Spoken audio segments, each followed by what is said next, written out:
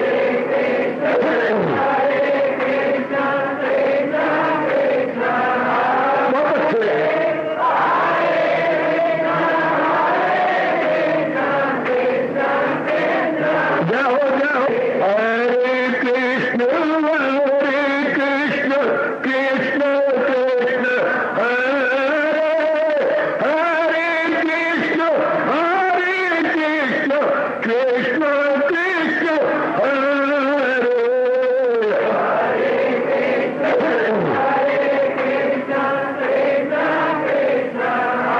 बहुत अच्छे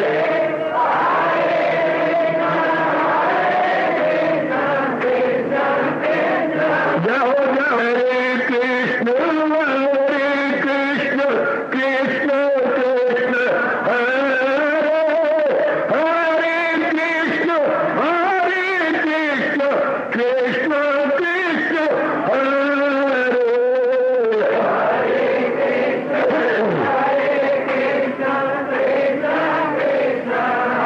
बहुत अच्छे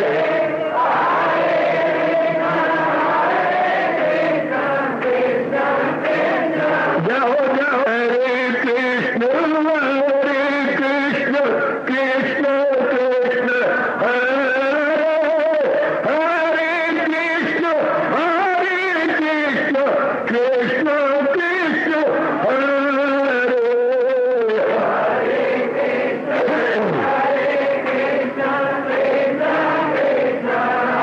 बहुत अच्छे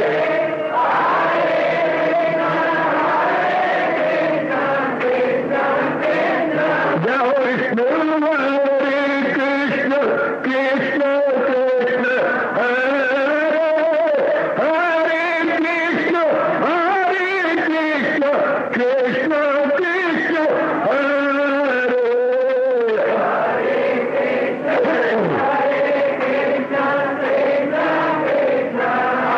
बहुत अच्छे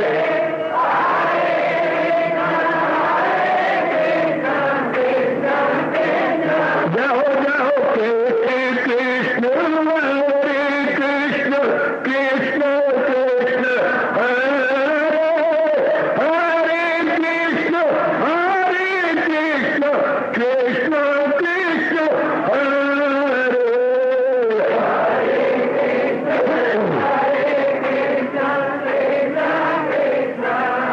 बहुत अच्छे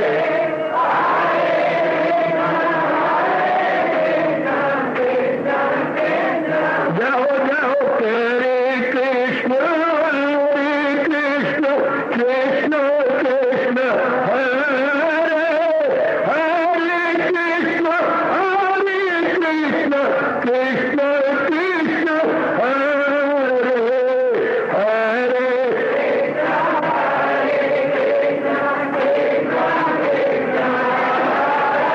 बहुत अच्छे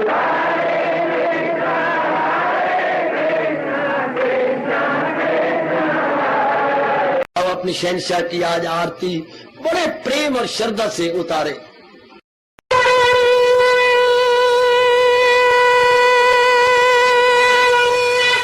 ओम जय जगदीश जय हरे स्वामी जय दीना लात हरे भगत दास जनों के अवगुण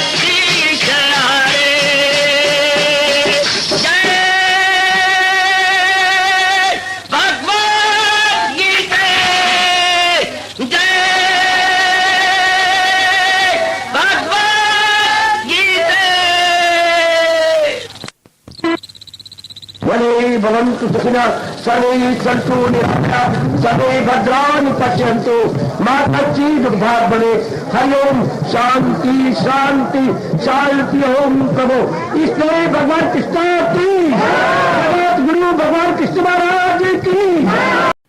हाँ जी, आओ मेरे साथ शामिल, दोनों हाथ जोड़ते हुए। देखो बच्चे, दोनों हाथ जोड़कर भगवान जी के श्री चरणों को जरा निहारिए। ओम नमो भगवते वासुदेव प्रभु। ओम नमो भगवते वासुदेव प्रभु। ओम नमो भगवते वासुदेवाय।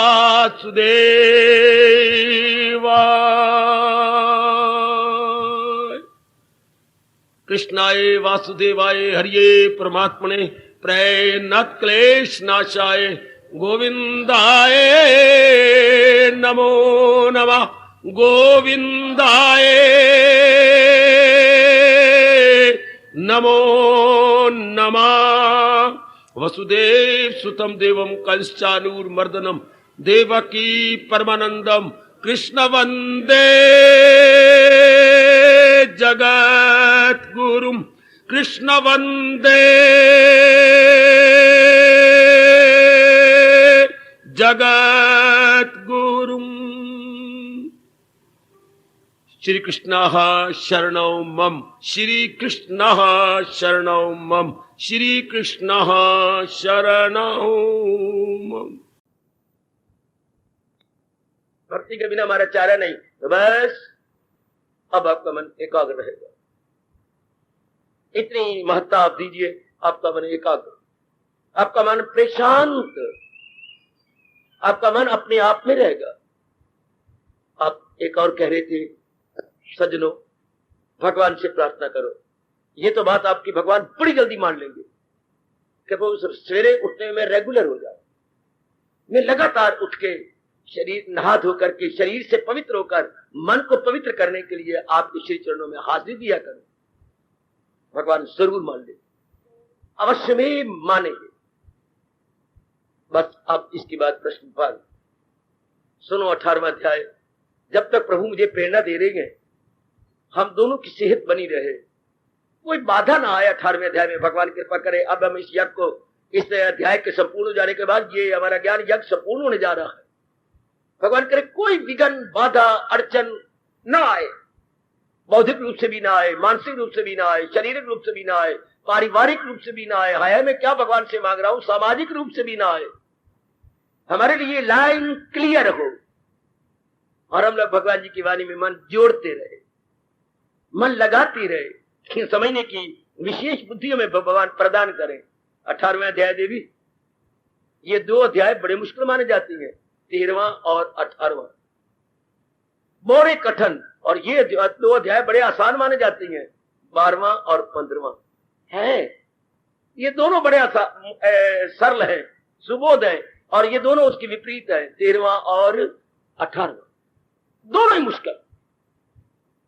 तो 18वें के लिए बड़ी एकाग्रता चाहिए, क्योंकि इसमें पिछले सारे अध्यायों का लुबे लुबाब, इसकी समरी, इसका जिस्ट, इसका सार आ जाता है। सब कुछ इसमें आ जाएगा। आप देखेंगे जो कुछ आपने पहले सुना है या पढ़ा है या गीता संबंधी जो कुछ भी आप किसी ने आपको बताया है, इसमें सब आ जाएगा। भगवान ने बिल्कुल नहीं छोड़ा। 18वें देखा है भी बहुत बड़ा अध्याय, 78 श्लोकों वाला, सब कुछ आ जाएगा। एकाग्रता चाहिए। जब भी आप यहाँ आए 18वें अध्याय तक, कम से कम घर बार को भूल के आओ। यहाँ बैठ जाओ तो अपने तन बदन की शुद्ध बुद्ध भी भूल जाओ। मैं भगवान से बार बार प्रार्थना कर चुका हूं और करता रहूंगा कि मुझे वो पूरी शक्ति दे, जैसे भगवान चाहती है मैं वैसे समझा सकूं। मैंने तो ये भगवान से कहा, जैसे आप चाहती हैं, जैसे आपकी इच्छा है कि 18वां अध्याय ऐसे समझाना चाहिए, मुझे वही लियाकत दो, मुझे वही शक्ति दो कि मैं जनता को बताऊं। जैसे हमारे मास्टर जी चाहती है, जगत गुरु चाहती है, जैसे 18वें अध्याय का अंडरलाइंग आइडिया है उसको हम समझ जाए, जो इसमें सार छिपा पड़ा है वो हम समझे। मैं अपनी मारता रहूं, कोई फायदा नहीं। भगवान जो चाहते हैं कि 18वें अध्याय का ये है मतलब वो मैं समझा सकूं, और हम दोनों समझ के अपने जीवन में उतार ले, अपने जीवन में डाल। मोक्ष संन्यास योग 18वां अध्याय। नामकरण कितना अच्छा है। एकाग्र हो जाओ, अपने आप को बिल्कुल एकाग्र कर लो। कितना अच्छा नामकरण है। ये अध्याय क्या है? मोक्ष प्रदाता, मोक्ष अर्थात मुक्ति देने वाला, आपको मुक्ति प्रदान करने वाला हो मेरी देवियों। मुक्ति किससे? दुखों से। एक ही शब्द मेरे से अगर पूछोगे मुक्ति किससे? दुखों से। मुक्ति किससे? जो हमारा मन नहीं चाहता उससे मुक्ति। हमेशा मुक्ति उसी से होती है जो हमारा मन नहीं चाहता। एक प्रश्न करो बड़ा निराला, सेंट्रल जेल से कौन चाहते हैं हम मुक्त हो जाए? कैदी। वहां के नौकर तो नहीं चाहते कि सेंट्रल जेल में रोटी कहां से खाएंगे। वहां का जेल सुप्रीडेंट तो भी नहीं चाहता कि मैं मुक्त हो जाऊं। वहां तो कई काम करती हैं, मुंशी भी काम करता है और जेलर भी हैं, वो तो नहीं चाहते, उनकी तो नौकरी है। कौन? जो नहीं चाहते और जिनको कैद होगी वो चाहते कि हम आजाद हो जाए। कैदी चाहते नहीं थे कि हम कैदी बने, हैं हम बंदी बने। अपना भाषा कितना शब्द है बंदी, बड़ा प्यारा शब्द है। बंद कर दिया है जिनको बंदी, पर बंदी ये नहीं चाहता कि मैं बंद रहूं, वो ही चाहते हैं कि हम निकल जाए। तो किसने मोक्ष किसने पाना है? मन ने। किन से? जो नहीं चाहता, दुख से। भगवान मुझे प्रेरणा दे रही, मैं समझाई जा रहा हूं, एकाग्रता पूर्वक सुनना। मुक्ति चाहिए किसको? जो दुख नहीं चाहता। तो who is the feeling factor? Mind. दुख सुख को महसूस करने वाला कौन? हमारा कोई अंग तो नहीं है, हमारे बाहर के 10 अंग दुख सुख को महसूस करने वाले नहीं है। एकाग्र हो जाना। ये mind is the feeling factor, so for that happiness and sorrow is concerned. यही फील करता है, यही दुख को नहीं चाहता। चाहे कोई भगवान का प्यारा है, चाहे कोई नास्तिक है, सब चाहते हैं जो भगवान से हम दिन मांग के लाए हैं आराम से चैन से काट लें। तो ऐसा चाहने पर फिर भी हमें दुखों का मुकाबला क्यों करना पड़ता है? कभी सोचा? कभी सोचा मेरी देवी कि हम नहीं चाहते दुख तकलीफ चिंता, शारीरिक दुख, मानसिक दुख, पारिवारिक सामाजिक दुख, तो ये क्यों दुख आते हैं? जो हम नहीं चाहते वो हमारे सामने क्यों आते? उसके डट के मुकाबला क्यों करना पड़ता? जिसका मुकाबला करते हो उसके लिए रोते हो, रो पड़ते हो, क्योंकि हम नहीं चाहते थे, हमारे पास दुख आ गए। अच्छा, फिर नहीं चाहते थे क्यों आ गए? एक ही जवाब हमारे भगवान के पास है, हम भगवान जी के अनुसार अपना जीवन नहीं काट रहे, इसलिए दुख आती है। हमेशा के लिए मन में बिठा लो, भगवान जी के अनुसार जब संसारी आदमी नई दिन बिताएंगे, क्या आएंगे? गम बेहिसाब उनको दिन हो के रात। मोटी बात बताऊं, आप घर में रहती हैं माँ बाप के पास, अगर माँ बाप के अनुसार नहीं रहेगी तो रोज मारे पड़ेंगी, रोज खप होगी, घर में नर्क होगा और रोज महाभारत का युद्ध घर में हुआ करेगा। अगर बच्चे माँ बाप के अनुसार नहीं रहते, बस फिर लोग खप, घर में क्लेश, घर में बेचैनी। तो हमें माँ बाप के अनुसार ही रहना होगा अपने घर के अंदर। बिल्कुल। कहां काम करती है? मैं पढ़ाती हूँ, टीचिंग लाइन में हूं, तो फिर आपको हेड मिनिस्टर्स के अनुसार या हेडमास्टर जी है तो उनके अनुसार रहना होगा। अगर वो कह रही है कि फलां टीचर छुट्टी पर है, हाँ, और आपका पीरियड वेकेंट है, और आपको कह रहे हैं ये पीरियड ले लो, मैं कैसे ले लूं? कैसे लेते? जब मैं आपको कह रहा हूं कि पीरियड ले लो, बच्चे खप मचा रहे हैं, आपका पीरियड वेकेंट है, वो छुट्टी पर है, पर मेरा पीरियड थोड़ा ना हो, आपका पीरियड आप गवर्नमेंट के टाइम में है, गवर्नमेंट आपको तनख्वाह देती है, पर मेरा कैसी बातें करती तुम? पीरियड लेने चाहते हो कि नहीं? बोलो।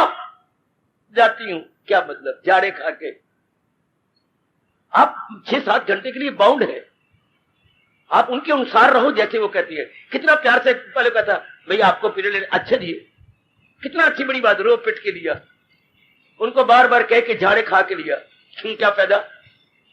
जहां दफ्तर में आप लगे हुए हैं, इमीडिएट बॉस के अनुसार रहो।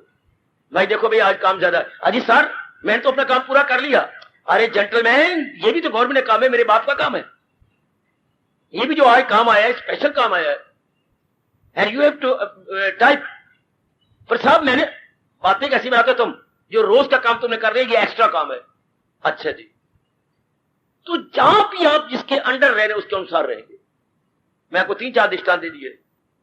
दफ्तर में उनके अंडर रहो, not to reserve why, if you are employed not to reserve why but to do and die. अगर आप घर में है मां बाप के पास, नॉट टू रिजर्व वाई, चीचरा मत करो, तर्क वितर्क मत करो। अगर आप स्कूल में टीचिंग में है, कोई इधर उधर की बातें नहीं, जी कहिए मैं तैयार हूं, बड़े आराम से वो भी रहेंगे आप भी रहेंगे। इस तरह ये दुनिया भी किसी ने बनाई है। विचार करो, आप तो आस्तिक है, कोई भी काम अपने आप नहीं चलता अगर पीछे कोई प्रेरणा देने वाला ना हो। एक बात लेना जो मेरे आचार्य ने बतलाई, वो भी काम ऑटोमेटिक। दुनिया में कोई चीज ऑटोमेटिक नहीं है।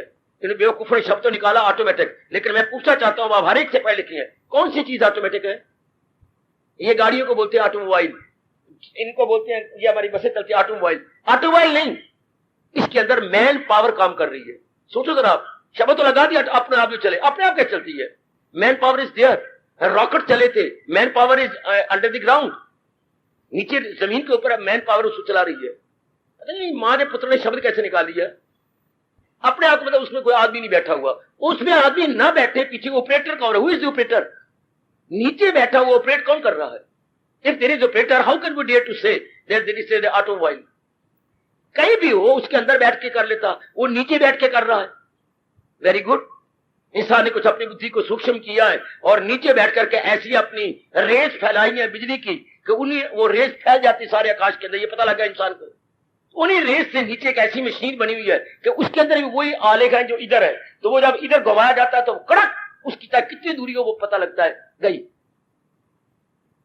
जैसे पता लग गया आप लोगों को इस चीज का, तो आप दिल्ली में एक कर रहे हैं टेलीग्राम, वहां से आप अक्षर दबाते हैं, यहां वही अक्षर दब के, इसे बोलते हैं ऑटोटाइप, जो कि पता लग चुका है कि इसकी ये चीज सेम है। तो पीछे कोई तो है ना। ऑटोटाइप का वो जो वहां कुछ चीज दबा रहा है, उसी का शेडो इधर पड़ता है या उसका रिएक्शन, वहां की स्ट्रोक दबी, उसी स्ट्रोक ने इधर आके जवाब दिया। शाबाश। दुनिया में ऑटो चीज कोई नहीं है, पीछे मैन पावर काम करती है, और मैन के अंदर माइंड पावर काम करती है, और माइंड के अंदर इंटेलेक्ट काम करती है, और इन सारों के पीछे आत्मा काम कर रही है। ऐसी विचारधारा बना लो। मेरी भगवती सियानी बनो। अब भगवान जी के अनुसार रहेंगे संसार में, तब तो दुखों से छूट जाएंगे। कोई भी बात समझ रहा हो, मेरे टोक को, मेरे मुंह में लगाम डालो, मुझे मत बोलने दो। मुझे भगवान की वाणी आपको सुनानी नहीं, समझानी है। नहीं समझानी भी नहीं, आपके अंतःकरण में बिठानी है। सुना के आपको समझाना है, समझा के आपका अंतःकरण में ये बात बैठा देनी, तब मेरा मिशन, तब मेरा धर्म पूरा होगा। तो नहीं समझ आती, टोको, बार बार मुझे रोको। समझिए इस राज की बात को। हम सुख चाहते हैं, हाँ, तो भगवान के अनुसार रहना होगा। घर में सुख चाहते हो, माँ बाप के अनुसार रहना होगा। दफ्तर में चाहते हो, नबी कहा, अपने बास के अनुसार रहना होगा। स्कूल में चाहते हो, हेडमास्टर साहब के अनुसार रहना होगा। अगर आपने शादी की है तो मैं कुछ सच बताऊं, इंसान का मन सख्त होता है, नर का मन मुलायम से। भगवान ने बाई बर्थ सख्त मन बनाया है, और लेडी का मन बाई बर्थ नरम बनाया है। आपको उसके अनुसार रहना पड़ेगा, वरना मत शादी करना, नर्क बन जाएगा और फौरन डाइवोर्स हो जाएगा। आप लाख कोशिश करो कि मैं सख्त दिल बन जाऊं, नहीं हो सकते। इंसान फितरत बदलता नहीं, या जबर से काम चलता। जो चीज बाई बर्थ होती है उसे कौन बदलेगा? बच्चे जन्म से ही, इसे बोलते हैं अपनी भाषा में जन्मजात स्वभाव, जन्मजात स्वभाव, बाई बर्थ नेचर है आपकी, आप नरम है। बड़ी कोशिश करती रहो कि मैं ऐसा रहूं, नहीं रह सकते। आप उसको नर के अंडर रहना पड़ेगा। अगर किसी के अंडर नहीं रहना चाहती, शादी मत करो, लिव सिंगली, सिंगल रहो, अकेले होकर रहो। आपको लाजमी तौर पर, मैं भी कहती हूं बच्ची, वो बातें छोड़ो। आपका मन नरम है, इंसान का नर का मन सख्त है, इसलिए आपको उसके अंदर रहना पड़ेगा। मैं गीता की कसम खा के कहूंगा, पक्षपात रहित होकर बात कर, इम्पार्शली मैं आपको सुना रहा हूं, तब तो घर में स्वर्ग रहेगा। अगर आप कह के मैं अपनी बात मनाती रहूं, नर्क हो जाएगा। नहीं हो सकता बच्चे बच्चे।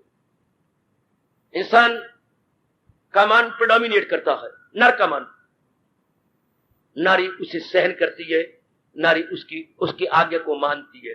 भगवान ने शरीर ही ऐसा बनाया, आपका मन भी ऐसा बनाया, आपकी बुद्धि भी ऐसी बनाई। यू हैव टू ओबे। अगर नारी ने कहा कि मैं कमांड करूंगी, आज्ञा दूंगी, वही नर्क बन जाएगा। आजमाते रहना बेशक। जब भी कोई नारी ये कहेगी कि मैं ऑर्डर दूंगी, बस खत्म हो गया, वही का वही शुरू हो जाएगा क्या? नर्क। चिंता, अर्थात नारी को पति के अधीन होकर रहना होगा, घर में स्वर्ग आ जाएगा। स्त्री हमें इस सृष्टि के अंदर भी सृष्टिकर्ता के अधीन रहना होगा। सृष्टिकर्ता के आज्ञा, उन्हीं की आज्ञा को उपदेश कहती है। तो हम लोग तो आस्तिक है ना, हम रजोगुण में तो बैठे नहीं ना, मैं रजोगुणी को सुना रहा हूं ना, सुनाने की प्रभु हमें आज्ञा देती है। इसलिए हम अपने मन को कहो कि अगर मैं दुख नहीं चाहता तो दुनिया बनाने वाले, शरीर बनाने वाले, मन और बुद्धि बनाने वाले के अनुसार रहूं। मन में रख लो, आई हैव टू ओबे किसके? भगवान जी, जो इस सृष्टि के ऑपरेटर है। I have to obey the operator of the world, जो ऑपरेट कर रहे हैं, मैंने उनके अनुसार रहना है। कितना प्यारा शब्द है राष्ट्रभाषा का, सृष्टि के संचालक। ऑपरेटर को बोलते हैं बेटे संचालक। इस सृष्टि के संचालक के अनुसार मैंने अपनी जिंदगी के दिन काटे। बस दिन प्रतिदिन आजमाते रहो, आपकी मुसीबतें कम होती जाएंगी, हैं आपके रोग कम होते जाएंगे, हैं आपके मन में चैन पड़ती जाएगी। वाह, अगर आप ये पक्का इरादा कर ले कि मैंने भगवान के अनुसार रहना है, इसी क्षण से आजमाना शुरू कर लो। आपके सब जो आप नहीं चाहते, दुख, तकलीफ, चिंता, भटकन बंद। इसलिए सारी गीता सुनाने के बाद भगवान ने कहा, पहले नहीं कहा, जब अपना उपदेश पूरा कर लिया तब ये सिद्धांत है, ये सिद्धांत है, भगवान का बोल नहीं, सिद्धांत है। अगर मुझको मन में बसाएगा तू हर रोग से पार जा। गीता में कई सिद्धांत है, गीता में कई दृष्टांत है। वाह, गीता में बहुत उपदेश है। वाह, सिद्धांत भी है, दृष्टांत भी है और उपदेश भी है। गीता का उपदेश 3 भागों में बटा पड़ा है, उपदेश, सिद्धांत, दृष्टांत।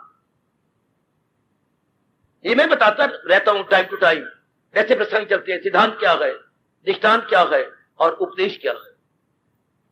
तो इसके अनुसार आप पक्का इरादा कर लो इसी समय से, फ्रॉम दिस वेरी मोमेंट, बच्चे अभी अभी आपके दुख कम होने लगता है। काटो इस बात को, मैं हाजिर हूं। ये सिद्धांत है जो मैंने आपकी झोली में डाला। मुझसे ऐसी बातें की जानकारी ले लो। हम नहीं चाहते क्या हमें दुख मिले, बुद्धि के, मन के, तन के, परिवार के, समाज के। हाँ, तो भगवान के अनुसार रहो और मन को ये तपाक से बताओ। ना कुछ तू रो के सीखेगा, ना हंस के सीखेगा, जो कुछ भी सीखेगा प्रभु का हो के सीखेगा। मोटे अक्षरों में अंतःकरण के ऊपर इसे साइन बोर्ड की तरह लिख लो। हाय, लिख ले मेरी बेटी अच्छी तरह कि अगर मैं दुख नहीं चाहती तो मैं भगवान के अनुसार रहूं। इसको मोक्ष कहती है। और दुनिया में सबसे बड़ा रोग क्या है? सबसे बड़ा रोग, आप याद रखना, आवागमन। हमारे वैदिक धर्म के अनुसार सबसे बड़ा रोग ये नहीं है, जैसे आप कहती हैं ये शारीरिक रोग, ये नहीं।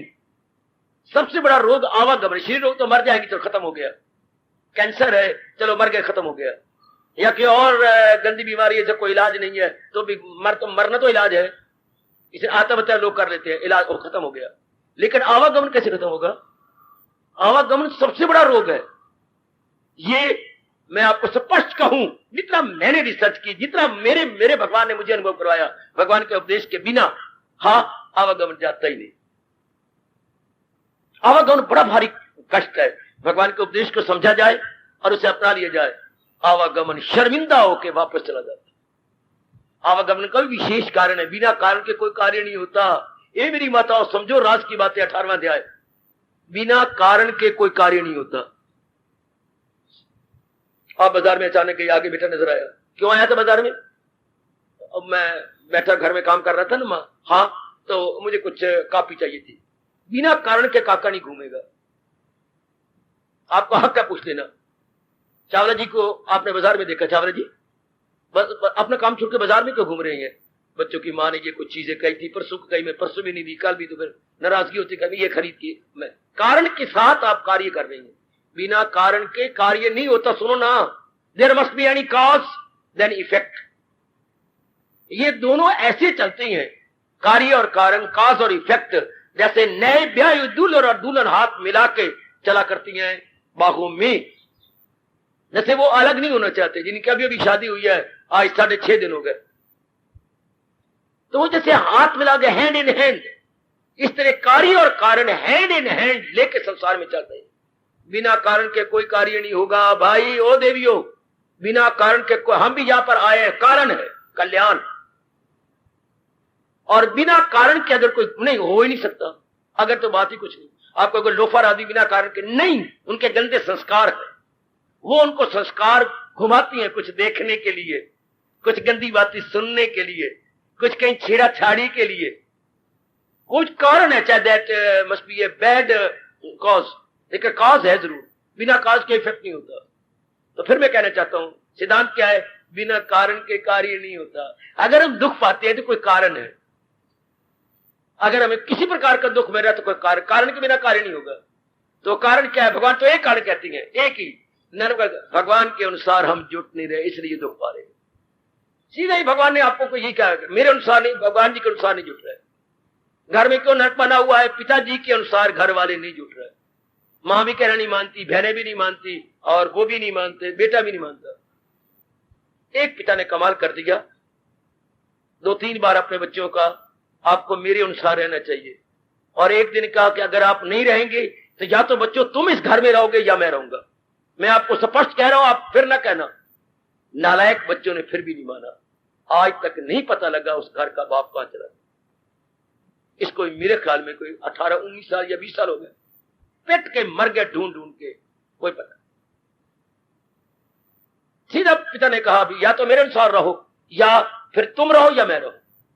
देखा बच्चे नहीं मान रहे, छोड़। बिना कारण के कार्य नहीं हो सकता। अगर हम दुख नहीं चाहते, अपने मन को बिठाओ कि मैं भगवान के अनुसार फिर रहूं। भगवान क्यों? क्योंकि भगवान ने सृष्टि बनाई। हम आप मुझसे पूछें या कोई क्यों भगवान का कहना माने, तो मैं बताता हूं आपको भगवान का क्यों कहना माने। भगवान ने सृष्टि बनाई, अच्छा, सृष्टि में नाना प्रकार के नियम बनाए, अच्छा, उन नियमों के आधार पर शरीर बनाया, हमारे बुद्धि और मन बनाया। हाँ, उन नियमों के अनुसार चलने के लिए हमें कहा, क्या इसी तरह दुनिया का चलता है तो हम इस दौर को मेरे कहने के मुताबिक चलाओ, और अगर नहीं चलाओगे जो इस दौर से हट के कृष्ण पक्का करा दे हम सबको। ओ मेरे इष्ट देव, ओ मेरे जगत गुरु, हम सबको पक्का करवा दे जो इस दौर से हट के ले रहा, और वो ख्वाहिश का बंदा गुनाहगार, हयात उसकी दुनिया में बेकार बेकार बेकार। बड़ा गर्मा गर्म चेतावनी इस श्लोक के अंदर, इससे गर्मा गर्म चेतावनी और क्या होगी। हाय, अगर चाह में से धुआं निकल रहा है और गर्म क्या होगी। इस फरमान में से धुआं निकल रहा है। हयात और हयात में जिंदगी उसकी बेकार, बिल्कुल तबाह हो गया जो भगवान के अनुसार नहीं जुट रहे। हम अपने माँ बाप को देख, सीधी बात है, हमें दूर की बात नहीं, हम अपने दादा दादी को देखे, दुख पा गए। सीधी बात मैं तो कहूंगा, भगवान के अनुसार नहीं रहे। माँ बाप दुख पा गए, भगवान के अनुसार नहीं रहे। चाचा चाची दुख पा के मरे हैं, भगवान के अनुसार नहीं रहे। हमने जो अपनी आंखों से देखा है, अपने से बड़ों को देखती हैं, दुख पा रही हैं, भगवान के अनुसार नहीं रह रहे। हमें गली वालों से मतलब कुछ नहीं, हमें अपने खून के रिश्तों को देखें, जलील हो रहे हैं, भगवान के अनुसार नहीं रह रहे हैं। और अपने मां पुरुषों को देखें, शांत हुए, अनेकों को शांति दे गए, भगवान के अनुसार जीवन के दिन बिता गए। बिल्कुल सीधी बात, इसमें सपोजिशन की बात ही नहीं, मेरी भगवती कल्पना की बात ही कुछ नहीं, ये तो आंखों देखी बातें हैं। अगर हम भी अब भगवान के अनुसार दिन काट देंगे, 4 दिन आराम से कट जाएंगे। कसम खा लो कि मैंने मन मानी नहीं करनी, मैंने कृष्ण मानी करनी है, मन मानी नहीं करनी। तो आपकी कसम दुख कांप जाती है, मोए मोए मोए अपनी हम रह सकते हैं, चुके जहां है कृष्ण वहां सब कुछ है, कामरानियां, शादमानियां, खुश इंतजाम। इसी अध्याय का अंतिम फरमान संजय के श्रीमुख से, हाय, जहां है कृष्ण मेरे पास, जहां भगवान है, भगवान का फरमान है, भगवान की वाणी है, भगवान का धर्म है, वह सब कुछ है। शांति, आराम, चैन, करार, अच्छी बुद्धि, हाय हाय, भगवान ने क्या कहने का, वैभव, ऐश्वर्य, जाहो जलाल, everything you will attain there, you will see there. कहां? जहां है कृष्ण। यत्र योगेश्वर कृष्ण, ये प्यारे शब्द है, कितना कमाल का सिद्धांत है। कोई माने ना माने, सिर सड़ाए, हम तो आंखों से देख रहे हैं। उसके ना मानने की बात ही क्या, हाथ कंगन को आरसी का, मैंने हाथ पे घड़ी पहन रखी है, का शीशा लाओगे, शीशे से मैं देखूंगा, मैंने घड़ी के सामने नजर आ रही है। ये सिद्धांत तो हमारी आंखों के सामने गए, हम प्रत्यक्ष देखते हैं। इसी वक्त मान लो, इसी को मुक्ति कहती है। आयो मेरे रब्बा, मुक्ति क्या है? जो मन नहीं चाहता उससे छुटकारा हो जाए, उससे मुक्ति कहती है। सुनो मेरे भगवान, मुझे कैसी प्रेरणा दे रहे हैं आपकी 18वें अध्याय को समझाने की। मुक्ति किसे कहती है? जो मन नहीं चाहता उससे उसको छुटकारा दिला दो, इसे मुक्ति कहती है। मन नहीं चाहता, दुख, तकलीफ, चिंता, सफरिंग, मिजरीज, एफ्लिक्शन, कॉम्प्लिकेशंस, मन नहीं चाहता, छुट्टी दिलाओ इसे, मन मुक्त हो गया। कैदी को किसी तरीके से कैद से छुट्टी दिलाओ, बड़ा खुश हो जाएगा, सलाखों से बाहर आ जाए, बंदी बाहर आ जाए, बड़ा खुश। लेकिन अंदर तो सारे जेलर भी तो अंदर है, नौकर है, वो नहीं निकलना चाहते, वो तो एम्प्लॉयड है जेल में, वो भी है मेरी बेटी, वो भी अंदर ही रहती है। फर्क यह है कि वो सलाखों में रहता है, एक विशेष कमरे में रहता है, वो भी अंदर ही जेल के अंदर घूमते रहती है, रोटियां पकाने वाले, रोटियां देने वाले, वो दातन बांटने वाले सौरभ भी अंदर ही रहते हैं, वो भी एक एक दातन दिए जा रहे हैं, पर वो दुख नहीं मनाते क्योंकि ये नहीं चाहता, इसलिए ये दुख पा रहा है। तो मन तो दुख नहीं चाहता, तब सीधा कहो मन, अगर तू दुख नहीं पाना चाहता तो तू मन है, जो तुझे मोह ले, अपनी ओर खींच ले, उसका कहना मान, मन मोहन का कहना मान। जो तुझे खींचे, ही अट्रैक्ट्स यू। मन को कौन खींचता है? आप कहते हैं पत्नी खींच देती है, पति नहीं मेरे बेटे, 2 दिनों के लिए, 2 महीनों के लिए, 2 सालों के लिए, बस, इससे ज्यादा नहीं खींच सकते। और भगवान सदा के लिए खींचती है, क्यों? चूंकि मन अंश है, it mind is part and parcel of almighty, उसका अंश है मन, हाय, इसलिए उनके अनुसार रहना चाहिए। अगर दुख नहीं चाहता, हमें भी स्वामी जी ने ऐसा समझा दिया, आचार्यों ने ऐसा समझाया, धर्म के हितैषियों ने हमें समझा लिया, हमने मान लिया, आपको उसी मानी हुई बात आपकी झोली में डाल देगी।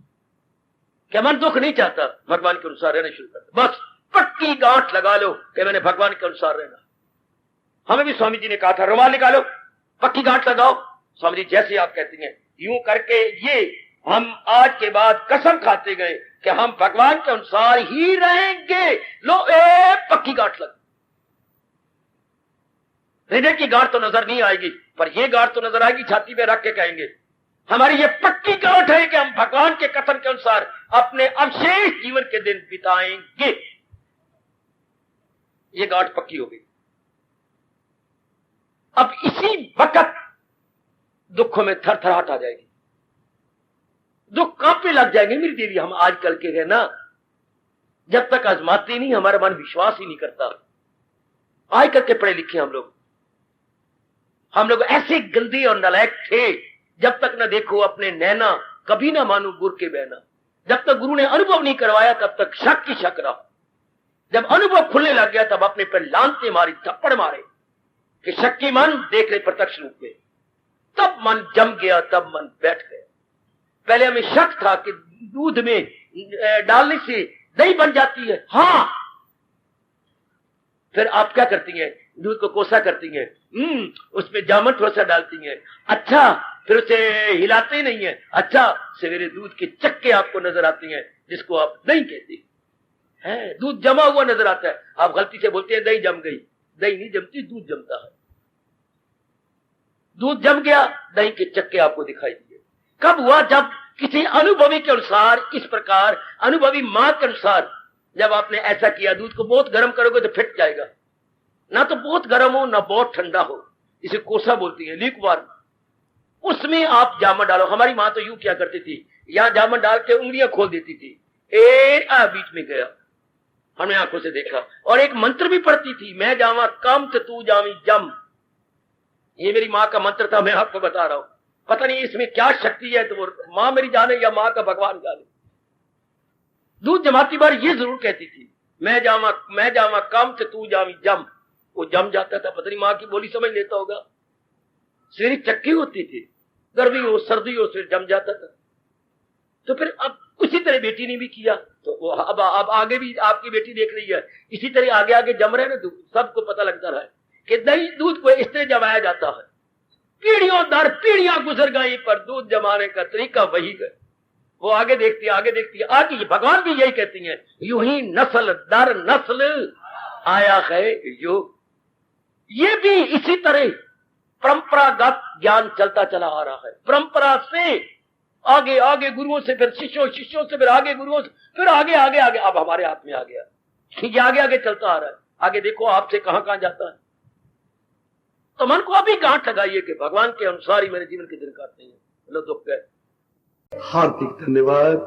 हार्दिक आशीर्वाद, हार्दिक आशीर्वाद, हार्दिक आशीर्वाद, हार्दिक आशीर्वाद।